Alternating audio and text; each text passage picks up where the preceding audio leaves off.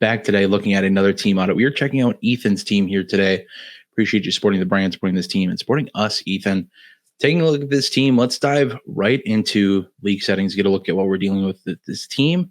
Nate, why don't you tell us what we're looking at? Yeah, so this is on Sleeper. 10 team, 20 roster, 3 taxi, 2 IR. We have start 8, so it's quarterback, running back, running back, 2 wide receivers, tight end, 2 flexes. Then we got a kicker and a defense in this league. This is 1 quarterback, no tight end premium, half PPR scoring, fab waivers. And our rookie draft is May 1st, Bob. Very quickly approaching. Yes, sir. And we were 8th place in the league last year, last in points for, so didn't score a lot of points, that's for sure. 5-9 record. Definitely a team on the brink of, maybe getting some lucky wins here and there. But looking at the team, I think we can definitely see how it struggled a little bit. But let's get into that team that we're talking about today. We got quarterbacks. We got Aaron Rodgers and Trey Lance. Running backs, we have A.J. Dillon, James Cook, some other names that'll be up on the screen behind us. Wide receivers, we got Justin Jefferson, Jalen Waddle, our buddy, our good old friend in Christ, Drake London, George Pickens, Paris Campbell, Sky Moore, Tyquan Thornton. And then tight ends, we have Mark Andrews, Cole Kmet, Greg Dulcich, and Chig Okonkwo. Just a little fun tight end farm we have on this team of just players we love at the tight end position. And the draft capital is where it honestly gets really, really fun. We have the 102, the 103, the 104, the 105, the mid-second, and an early third in this year's draft. And then we also have a first and 2/3 in 24, and a first, a second, and a third in 2025. I'm assuming all the standard picks. With all that in the books, Nate, do you have anything you want to touch on when it comes to just, league settings, build, with a smaller roster, 20 size roster, and a 10-team league? Do you have anything you want to touch on before we get into core players at all? Yeah, one thing we got to take into account here is with the 10-team league, with a start 8 outside of defense and kicker, studs is how you win this game. Studs is how you win this league. So, that's something that we want to focus on. And luckily, we have a couple studs in this team. Going right into our core players in this team, we have Justin Jefferson, we have Jalen Waddle, and we have Mark Andrews, who I think are 3 studs, not only just at their position, but at fantasy football just in general. Those 3 guys are guys you want to build around. You're excited to have them in your lineup every single week, and they can win weeks for you. So I'm really excited to see these 3 guys on the team. This is a good core to build around. Exactly. I have the same exact pieces for core players to build around. And just touching on league settings as well, real quick, being that it's only a roster size of 20, it's one of those leagues where there's going to be available pieces out on the waiver wire for you that once you build up, once you work into these elite level players, sometimes you got to go 2 for 1 to make these kind of deals work. There's going to be players where you can sacrifice some depth, where you can go grab some starters off the waiver wire. I'm not saying you're grabbing, elite level talent by any stretch of the imagination, but guys like Jerick McKinnon are guys that were available on some waiver wires heading into the, the downturn or the finish of the season last year in a league size like this, maybe not on the, waivers for the whole season, but was more than likely possibly there when he was, before he started kicking things up. And that's just one example. There's obviously other guys that are going to be there as well. Zay Jones is a possible name that was out there as well. But with that said, and all of that fun stuff in the books, Nate, let's talk some team trajectory, needs, things of that sort. Looking at the team, where are we headed? What do we need to do to make this team a championship team someday? I will say before I kick it to you, he does have a small note for us. Feeling good at wide receiver and tight end. So are we.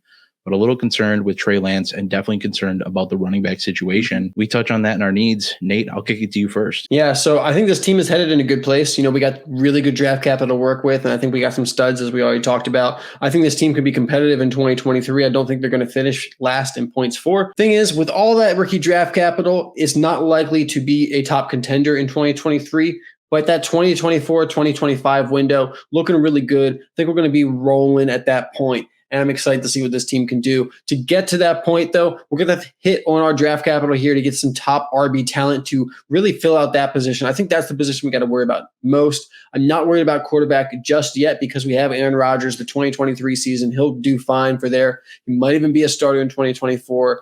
I'm not going to project him out that far yet, but that's why my second team need is that future quarterback 1. Trey Lance, there's a lot of unknown with him too, so I'm not betting on him yet either. I'm looking at maybe a different guy to throw in here. Maybe I try to just Band-Aid it for the time being and see what happens, or maybe we can try to get a stud. There's different options. Also in 1 quarterback league, it is cheaper to acquire a stud quarterback than it is in super flex leagues. So we can trade, 100%. We can draft them if we need to. We got options, so I'm not worried about that. Let's get those running backs, though, this year. That way we can roll in 2024, 2025. Yeah, 1,000%. I'm in agreement with you. I think we're in the process of building things the right way, but it will take some time. We need to let these picks mature, saturate in the league a little bit before they really, mature into high-level players. I think we can get some high-end running backs on this roster this year. And I think quarterback is definitely a need. That's my other team need as well. And this is, like you said, they're cheaper to acquire in a league style like this. And I think somebody like Trey Lance, just to, preface some potential transactions that I don't think I actually have him listed in any of them, but he's one where you could pair him with your 105, Trey Lance in your 105, and go target one of these top quarterbacks like a Justin Fields, like a Trevor Lawrence pretty easily, I think. And I think that's a deal that more often than not probably gets done in a one quarterback, and it might even be an overpay. Especially if they have another quarterback to work with. Exactly. They'll be looking to move off one.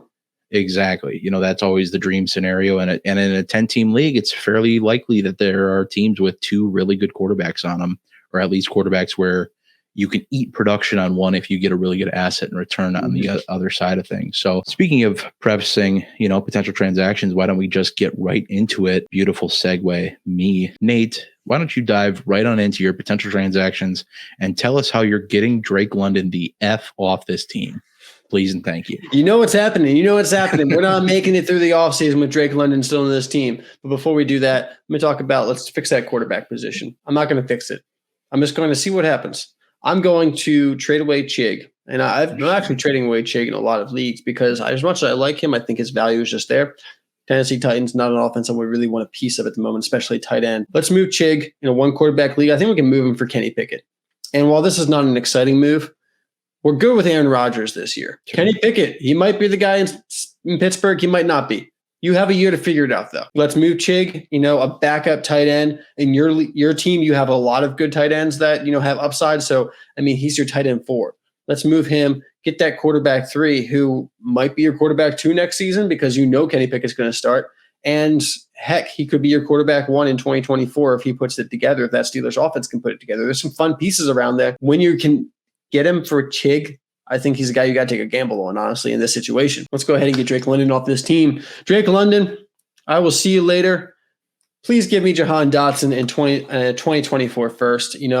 I'm looking to tier down from Drake London and acquire some more draft capital. We already have good draft capital in 2023, and those picks are obviously more valuable at this point. We're looking at the 2024-2025 window, so we want some of that 24 talent in that draft class. So let's move Drake London, tier down to another younger wide receiver who's not as highly thought of, and acquire a 2024 first. I think you make this move. People are not as high on Jahan Dotson as we are, and the 2024 first with the 2023 draft rising, people are not thinking about 2024 right now. We're getting excited about 2023, and many people are still excited about Drake London. So I think we can make that happen there. Last transaction I want to make, just a little swap here.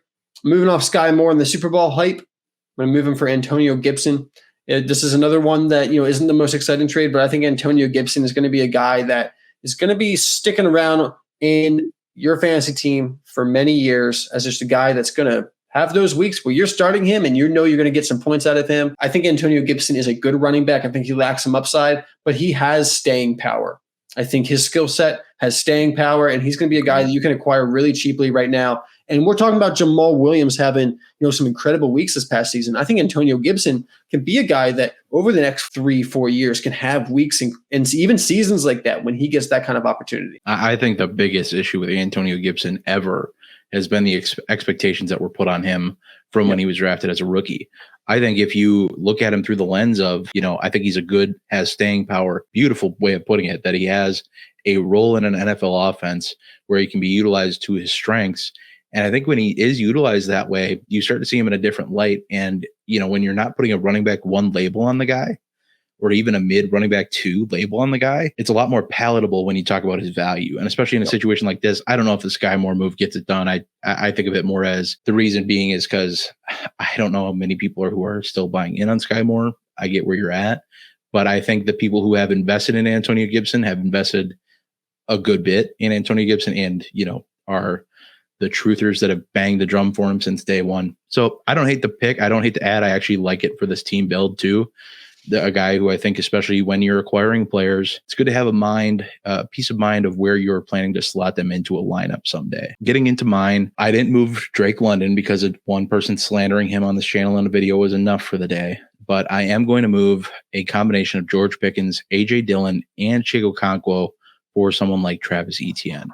And now this is kind of a big boy move. I think you need the right person to be in on George Pickens and in enough on AJ Dillon to get this to work. And then you sprinkle in some Chig on top. I think you touched on a good point with him. I think he's kind of, even though in my opinion, he hasn't done a whole lot in the NFL. I think we love Chig. We're big Chig fans here, but I think for what he's done in the NFL, I think he's almost at peak value right now, which isn't a lot. I think it's like a second round pick. I don't think it's anything crazy. And then I think you have about late first round value in AJ Dillon, Pickens. All that together, I think at least gets you a solid starting offer for Travis Etienne. And again, I think you just need the right person in on George Pickens for that. But then the next one I got Sky Moore, another player I'm just trying to move off of James Cook as well, and Cole Kmet, trying to, get some of that unnecessary tight end depth off this roster. We can't have 4 tight ends on this roster. In a non-tight end premium league where you start one tight end and there's, you can flex them, but it's not really worth it in a start 8, in my opinion. It's one of those kind of rough caveats of players where you see him out on the waiver wire and you get that feeling from other leagues where they're doing better in like a 12-team league or a deeper league, a 25-team league, or 25 roster league. And you're like, this player shouldn't be there. So you have to grab them. And then you feel like obligated to hold on to them. It's kind of an odd paradox to be in, but it happens. So I'm looking to move him as well. And then some of the last trades I got the 104 and Rashad Penny. Rashad Penny's clearly just a throw in here, trying to get Josh Jacobs on this team. I think this kind of these 2 moves start patching up your running back room. Yes, you sacrifice some draft capital, but I think we can agree that right now, having draft picks, good business to be in. Good time to be trying to move draft picks. You're going to get veterans at good value. I don't think this team is far enough away from competing that they should avoid running backs or acquiring running backs that are still fairly young via trade, especially if you're getting them at decent value like this. And then the 105, I'm looking to move for Trevor Lawrence or Justin Fields. Take your pick. Doesn't matter to me. I think they're both fairly similar value. One might just be easier to get than the other. So I would just whichever one that is. I did want to float to you one possible trade suggestion. All right. What do you think it would take on top of Trey Lance to get Patrick Mahomes? Do you think it's like 104 and 105? I think that you could possibly get it done. Okay. I think the thing with Trey Lance is you need to trade him to a team that already has 2 quarterbacks. Sure. So if Patrick Mahomes is in a situation where, someone has Patrick Mahomes and they have, Dak Prescott.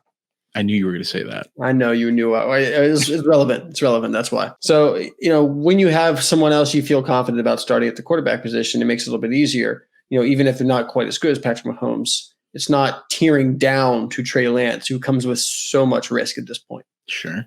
That's the trade that I think you're going to really struggle. It's going to have to be the right situation. But if that situation arises, I think I don't really want to move the 102 at all. I'm not moving the 102.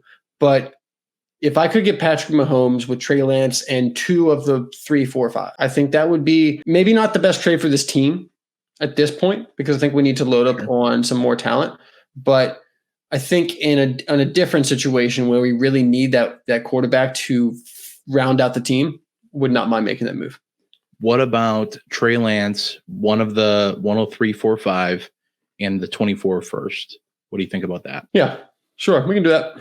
You'd make that move? That. Yeah, I do the one. We'll just go with the 105. It has to be the 104. That's fine. But the 105, the 24 first, and Trey Lance for Patrick Mahomes, you lock down the position forever. Make it happen. I know it sucks to miss out on skilled position players. Having a guy like Patrick Mahomes, even in a 1 quarterback league, is an advantage, especially with how the quarterback situation right now is with the depth of that position. After the first 8, 9, 10 guys, it gets rough out there. But I will say this is a 10-team league. It does devalue Patrick Mahomes a little bit because there's, like I said, top 10 at quarterback and there's 10 teams. So the idea is you can get one of those top 10 quarterbacks. I would probably look elsewhere because we're in a 10-team league. I would maybe try to acquire a different quarterback. But I think if you want to go after the top tier guy that you lock down that position for a long time and you get great production out of it, I think that trade makes sense. I think for me, this is about when you're in an 8-team or an start 8 league, as I learned to speak the English language again. When you're in a start 8,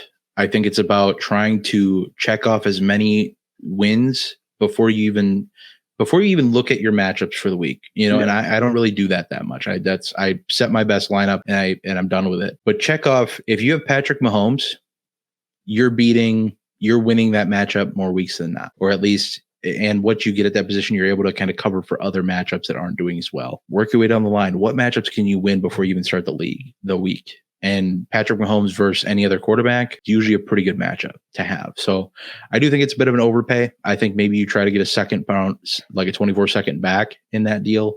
Otherwise, move that 105 just by itself for the Trevor Lawrence, for the Justin Fields. I think that's a fine deal to make as well. And it gives you enough pop at that position where you can look to make it up elsewhere. Yeah. To cover, because eventually you're going to have to face Patrick Mahomes. And that's going to be a tough face-off to win that position and that team and whatnot. Yeah. But I think moving the 105 is a good move to find that quarterback for this team, if that's what we want to do here. Because I know, Bob, you're talking. I'm not trying to spill too much, but you do have a trade out for the 105. But before we get to that, I'm going to talk about the rookies. We're going to talk about the rookies now, Bob. Okay, and there's a note here from Ethan. I plan to get at least one running back out of my first round picks for 2023. I'm going to recommend you get two, but you definitely should get at least one because you're going to get Jahmyr Gibbs here at the 102. Past that, I'm meaning to make a trade for another running back, but I am unsure of what asset to give up. I believe in a very strong RB3, and I'm going to include him in my rookie targets. So I don't think you need to trade out to get that RB3. The RB2 for your team, RB3 in the rookie draft class for me. But with the 102, I'm taking Gibbs. With the 103 and 104, I'm going to take both Jordan Addison and JSN. I'm just going to round out my wide receivers with those two guys right there, that talent. And then the 105, I'm going to take Tank Bigsby. I don't know his landing spot yet, but I'm on this guy as my guy this year. He's got the stamp of approval. Tank Bigsby is my guy this year. He's the guy I believe in. I think as long as he gets a half decent landing spot, he's the guy I'm going to be targeting and, as a top 6 rookie in these rookie drafts. I really think that Tank Bigsby has that talent to be, one of the top running backs in Dynasty if given the opportunity. The unfortunate part is I'm not sure if he's going to get that opportunity yet, but I do recommend him here as long as he gets that day 2 draft capital and a somewhat positive landing spot. I think he would be a good value at the 105. And then moving into the later rounds at the mid-second, if he's still there, Bob, I know you might be hesitant if he's still there. I think he's going to die back down in value a little bit. We'll see. We have a lot of other things to get through before we actually get to the NFL draft. But Tajay Spears absolutely destroyed media hype-wise the Senior Bowl. He blew the lid off the place. And at this point, he's become like an early second-round pick. But I think by the time we actually get to the draft, beginning of May for this league, he's going to be about a mid-second guy. And then early third, Bob, I'm going with one of our favorite wide receivers in this draft, Xavier Hutchinson, who didn't blow up the Senior Bowl, but I still believe in the talent, and he's being projected as a day 2 pick. So I think he's a good guy to target in the early third. I like that all a lot, and I don't mind Tajay Spears in a 1 quarterback in the mid-second. I think that's pretty comparable value to where I think he belongs in like a super flex, which would be like the later second. Mm-hmm. So I don't hate that pick there, especially if it's day 2. I got nothing against that pick, honestly, if it's day 2. If he's day 3, it's a different story, but always ifs until we get there. So we got to operate on all situations, which is fun. But getting into my rookie targets and draft strategy, don't get silly with these picks. Don't try to get cute. I think the top 5 or top 4 at least is pretty chalk in a 1 quarterback. I think after that is when you start having some issues. Gibbs is an easy pick at 102. 103, I'm going JSN. I know you're going Addison. That's fine. We can agree to disagree there. At 104, if it's not traded, I'm taking Jordan Addison. But at 105, I really like Tank Bigsby, and I think you know that. I really like Tank. I just don't have the same amount of confidence in that pick at 105 to take Tank. I'm suggesting we either trade down and get Tank a little later, or we trade down, trade that 105 for a quarterback fix, or trade that pick down to for example, the example I have here, since I feel like you're reaching at the top of a tier at 105, a pretty large tier, I'm willing to trade the 105 down to the 112 in addition to grabbing a 24 first. And that is in mind that hopefully that 112 or possibly that 112 is rostered by the team that won the league this year. So they're probably thinking that pick's going to be later next year anyway. So that pick is already a little devalued to them, and if they feel like they're getting a much better player at 105 than they would at 112, I wouldn't be surprised the least bit if they're willing to pay that price. In the mid-second, if you move all of your tight ends like we kind of advocated or discussed in some way, you do still want to have a backup tight end. I think a good backup to go and get is Dalton Kincaid. That's who I'd be looking at in the mid-second. Don't hate the Tyjae Spears pick, though. In the early third, I'm looking at Jaden Reed, a player who did light up the Senior Bowl and is, I think, projected day 2 draft capital or early day 3 at worst. But, still has a combine to work through and hopefully work up his draft stock a little bit. At the 105, my big point I want to touch on and make sure I want to hammer home, I do not advocate in any situation drafting at that pick. I think anyone you draft there is probably a reach. There's just no good value. Trade down, trade out, something to get off of that pick. And that could change come draft time. I could feel a heck of a lot better about 105 then. I don't think I'm going to, just from a talent perspective. I think there's a clear cutoff at 4, even including Addison into that bunch. That versus video we discussed, if anything, I gained a little more respect for Addison. Mm-hmm. I still have JSN ahead of him, but I do respect Addison for the player he is that much more. So I think he does work himself into kind of his own tier at 104 and a 1 quarterback. At the end of the day, I'm trying to move that pick, fix your quarterback, because you're not fixing it in this draft, in my opinion. So you probably got to trade for it. I don't want to ride with Rodgers and Lance at this point. I think you're kind of risking a lot there, where you could roll the dice on those players instead, doing better in season, and then you trade those players for like you could probably trade Lance for a first, and you could probably move Rodgers for like a third in a 1 quarterback. I'd be okay with that return if they bounce back. Let's get into some closing thoughts for this team. Final thoughts for our buddy Ethan.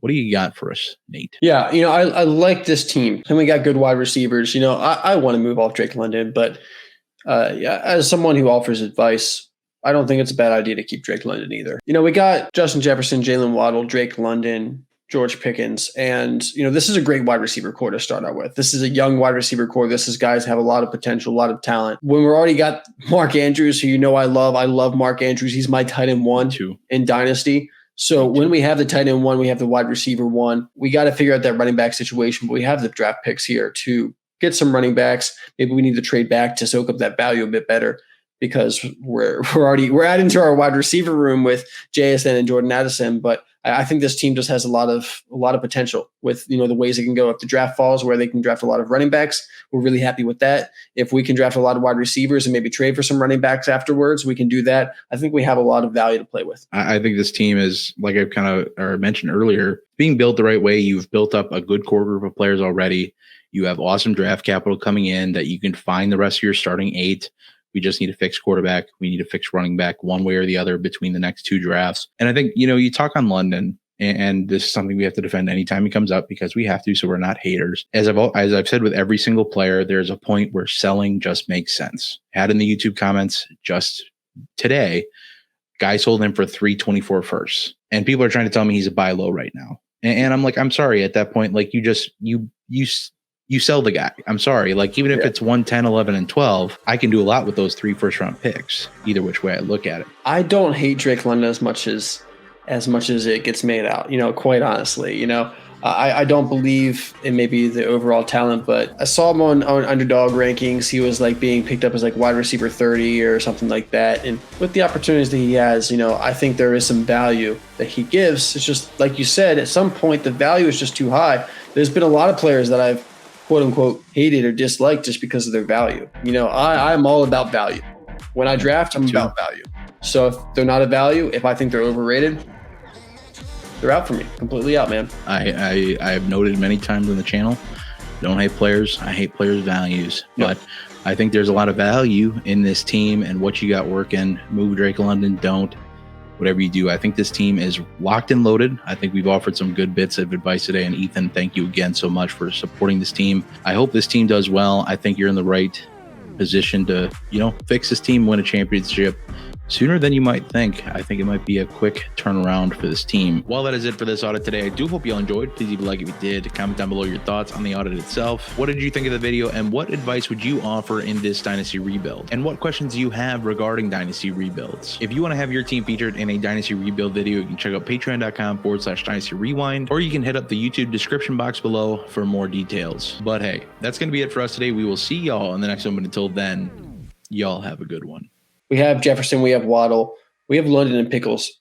Pickles.